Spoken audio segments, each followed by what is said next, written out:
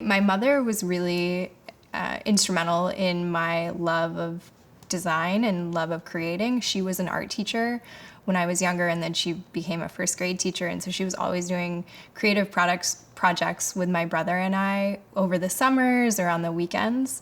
And so I think that for me, she always allowed me to pursue that creative gene as opposed to trying to get me to go into something a little more structured.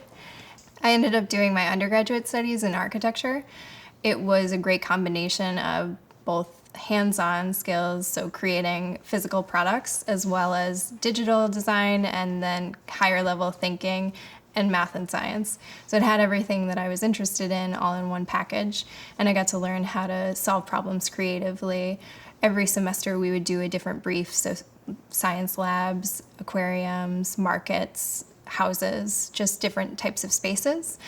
When I was in graduate school studying my master's in architecture, I met a woman in a class who was starting a company in education, and she needed a designer, so I decided to work with her. And then I really liked the company, I really liked the idea, and I really liked the work that I was doing in web and mobile design, and I decided to drop out of my master's and pursue working at a startup full time. I got to learn how to start a company. I taught myself to code. I learned how to manage an engineering team. So I got a lot of different skills out of that experience.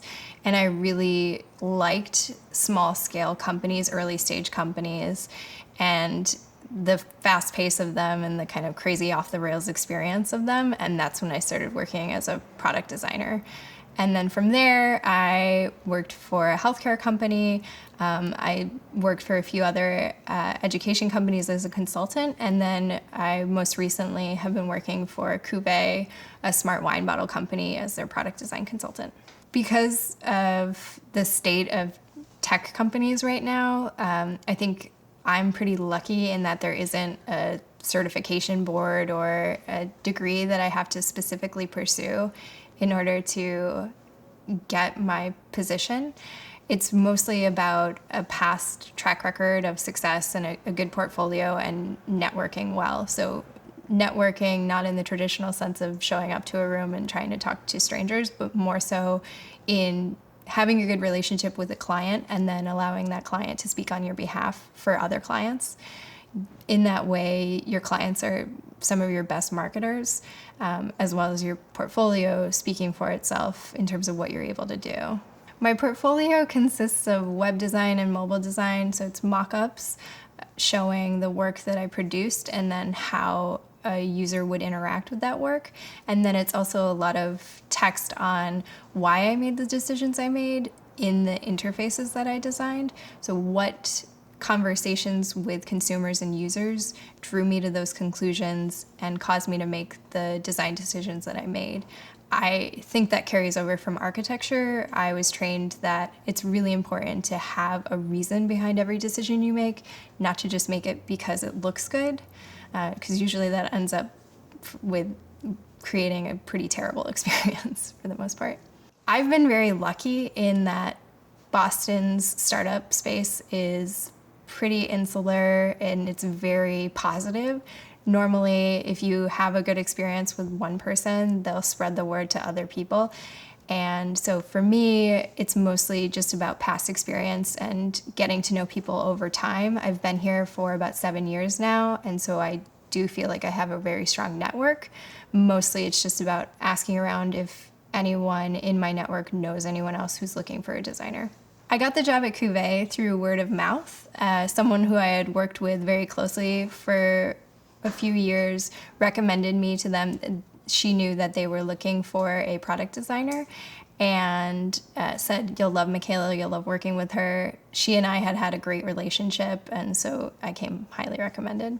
Growth opportunities for a product design consultant could consist of hiring other designers and creating your own consulting group.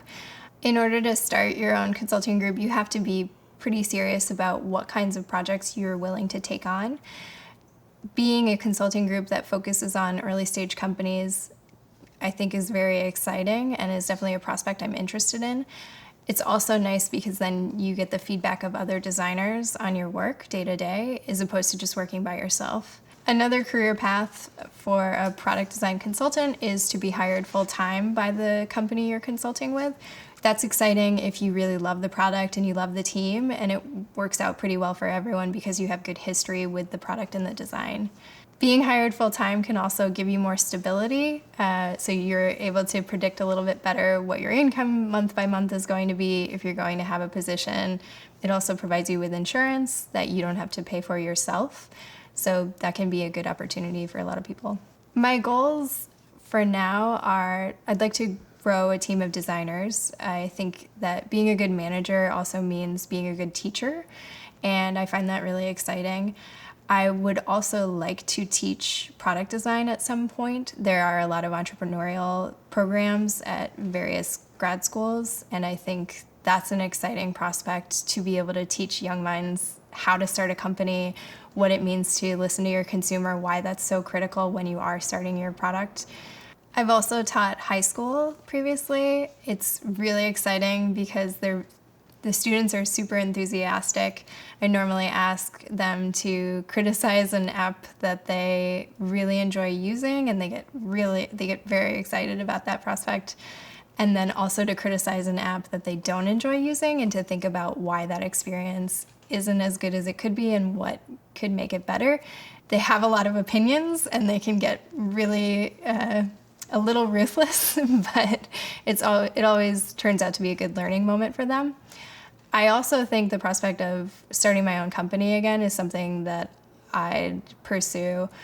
I really enjoyed scaling an idea from the very beginning all the way up to a physical product that people could use, and I'd love to go through that process on my own again. Generally, if people are interested in getting involved in product design, I tell them just to try projects, to accept projects. If someone is taking a first chance on you, you might want to charge a little bit less than you normally would if you start getting your skills up to a good level, but never do a job for free because your skills are valuable and you should always know that and you should always pursue that. That's some good advice that someone gave to me early on, and I think it helps you feel like the work you're doing has value because it is really enjoyable, and sometimes you feel so lucky to be pursuing design. If you really love it, you want to make sure that you're recognizing that it is your job and that you should be charging for it. When you're just starting out, another good thing to do is look at someone else's design work you think is great and try and pick it apart and understand the different layers of it. Figure out why it's really good, figure out if you can emulate it in some way, and try to take on that skill set. I think that also, if you're interested in just meeting someone for coffee, it always helps to tweet at a company and see if any of their designers will meet with you and just give you advice, and it could end up landing you a job. It's really important to put your work up on sites, so on your own website or on a site like Dribbble or Behance where designers are sharing their work, because then you can get feedback from other designers. And I know a lot of designers tweet their designs just to make sure that they're getting visibility and that they're getting feedback from other people. I think it's never helpful to design in a silo and just to keep everything to yourself.